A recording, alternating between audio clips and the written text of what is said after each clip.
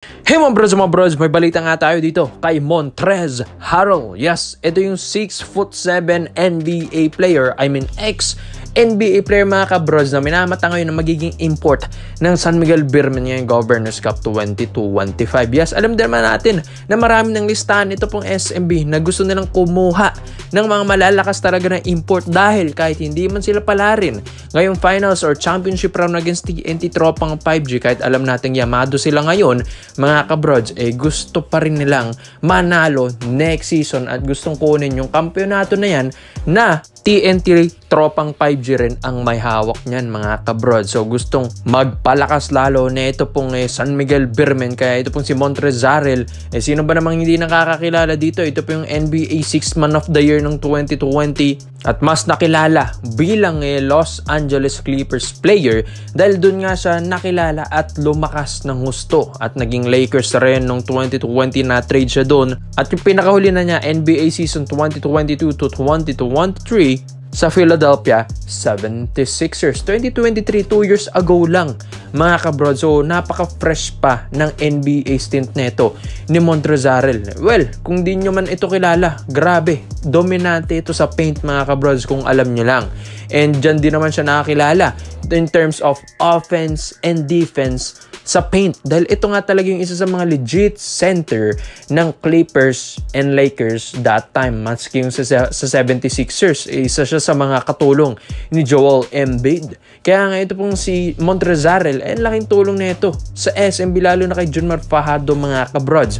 Alam din naman natin si Junmar, matagal ng dominant ito sa ilalim sa paint maski import conference. Pero iba pa rin pag may katulong dahil mas magiging fresh yung legs ni Junmar Fajardo mga kabrods. Alam din naman natin pag Governors Cup, palipat-lipat ng import ito pong SMB. Well, siguro nga hindi na sila lilipat pa dito kay Montrezl Harrell dahil grabe mga kabrods, malakas na import ito, mapa-depensa, mapa-opensa, mabibigyan ka nito. Ngayon nga, condition pa rin ito kahit ngayon.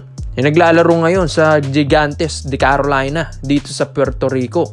At tinangal ding NBL second team doon sa Adelaide 36ers. So alam din naman natin na may ibubuga pa ito pong si Montrezl Harrell dahil kahit hindi naman na ito nagkaroon ng kontrata ulit sa NBA ay 31 years old pa lang ito mga kabrods. Nasa peak pa ito ng prime niya. Yes, prime na prime niya. Parang kalaban lang ni Pacquiao. Prime lang din yun. 30 years old na si Mario Barrios. So, draw nga si Manny Pacquiao. Pero dito, balik tayo dito kay Montrezl Harrell. Alam din naman natin na medyo mahal. Yes, mga kabrods. Alam kong mahal talaga. Ito pong si Montrezl Harrell dahil hindi rin naman ito basta-bastang NBA player lang. Isa rin ito sa mga starting 5 ng Clippers and Lakers maski sa 76ers dati mga kabrods. Kaya yung value nito ay ang taas pa rin mga kabrods. Kaya yung value nito ay worth it naman sa SMB. Kung itong SMB nga wala pang Montrezl Harrell nakakapag-finals na, paano pa next season? Ang lakas na ng lineup na yun. Tapos dadagdagan mo pa ng ex-NBA All-Star na katulad ni Montrezl Harrell sa paint, sa defense, sa blocks mga kabrods, sa rebound, sa mga putbacks, mga easy dunks, slasher, yes, lahat na kay Montrezl Harrell mga kabrods. Talagang matigas din, magandang footwork din sa ilalim, post-up player, hindi lang naman post-up player, maski pag-atake sa paint ang isa sa mga specialty din na ito. Kaya wala ka nang hihingilin pa dito sa import na ito, nasa kanya na ang lahat pag gusto mo talaga ng isang player na dominant sa ilalim mga kabrods. NBA to, itong si Montrezl Harrell. Kaya ikaw mga brods, sa lahat po ng mga SMB fans, sa tingin nyo ba, dapat bang kunin nila as an import ng Governors Cup 2025 nila ito pong si NBA All-Star Montrezl Harrell? Dito naman po tayo sa kabilang balita naman natin mga brods. Ito na nga, 6'10" Jaeho Chu. Alam din naman natin na isa rin ito sa mga nasa prospect natin sa ating paparating na rookie draft 2022-25 na ito pong si Jaeho Chu ay isa nga sa mga minamata ngayon ng Barangay Nebra San Miguel after nga kasing ma-eliminate ng Ginebra ng SMB ngayong semis, gusto nila magpalaki palalo ng lineup mga kabrods. Well, sa nakikita naman nating mga weaknesses ng Ginebra, ilalim talaga ang kailangan nila. Kailangan na rin nakatulong ni Japeth Aguilar mga kabrods. Yes, may edad na rin yan tapos tinanggal mo pa si C-Stand. Kaya kailangan nila ng ganitong batang player na isang 24 years old lang mga kabrods, dating Ateneo Blue Eagles, na ito pong si Jeo Chu. Footwork nito okay rin mga kabrods. Sabihin natin na isa ito sa mga tumutulong din kay Kai Sotto sa Gilas Pilipinas, mga future bigs natin ng Gilas mga kabrods, ay patuloy pa rin naman ang improvement na ito. Hindi rin naman sa Ateneo ito naglaro mga kabrods, maski nga sa Taiwan Mustangs yes, naglaro na rin ito. So experience na ito as a pro ay meron na. Kaya ito, bata pa, 24 lang. Pwede pa itong maging future center or future center superstar ng Barangay Nebra San Miguel. Siguro nga, mas mahirapan na dito si Junmar, mga kabrods. 6'10", tapos paresan mo pa ng Japeth Aguilar na athletic, mas mahirapan na si Fajardo. Malapad-lapad din naman ito pong si Jeo Chu, may outside shooting, maganda rin ang depensa, modern big man na ang skills, dahil mahirap bantayan yung big man na may shooting talaga mga kabrods. Tapos 6'10" pa, halos kasing tangkad lang neto mga kabrods si Junmar Fajardo. Kaya ito, may laban na.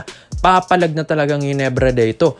Kaya nga sa ating paparating ng Rookie Draft 2025, gusto nilang kunin si Jeo Chu. Hindi lang naman si Jeo Chu mga brod, 6'10" din ang gustong kunin ulit ng Ginebra. Itong si QMB. Kaya nga sabi natin, gusto na talaga magpalaki ng lineup ng Ginebra. Kaya ito, dalawang 6'10" ang gusto nilang kunin. Si Quentin Meliora Brown. Ito naman yung UAAP champion ng UP Fighting Maroons last year. Yes, ito yung mga talagang nagpahirap kina Michael Phillips ng Lasal. Kaya malakas din ito pong si QMB. Bigla itong bumulusok sa laro sa UP. Biruin nyo yan kung di man ako nagkakamali. First year niya ito sa UP. Pero napag-champion niya agad. Iba yung impact, iba yung QMB effect mga kabrods. Kaya tignan mo, napa-champion niya yung UP Fighting Maroons. Ito nga yung isa sa mga top picks din natin. Ito pong si QMB. Pero, syempre, kaya namang i-magic yan ni Boss Al Francis Chua. Kung itong mga top picks na to makukuha si QMB, pwede na lang kumuha or gumawa ng trade dyan. Katulad na lang ni C-Stand dati na number 1 pick ay ginawan din ng magic ito ni Boss Al. Kaya ito nakuha ng SM yung number 1 pick na trade nila doon sa Kia. So nagawa na dati, why not gawin pa rin ngayon? Kaya ito, possible itong si QMB ang makukuha nila mga kabrods.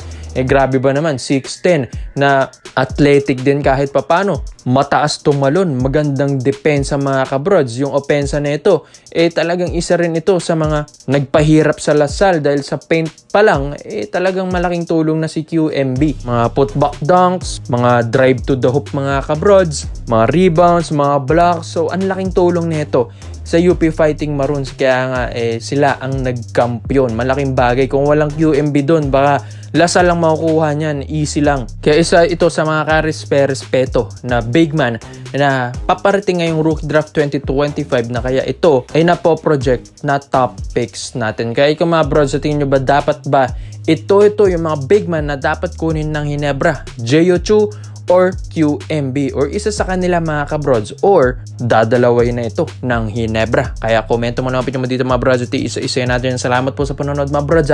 This is Gangs Basketball. Yun lang. I'm out.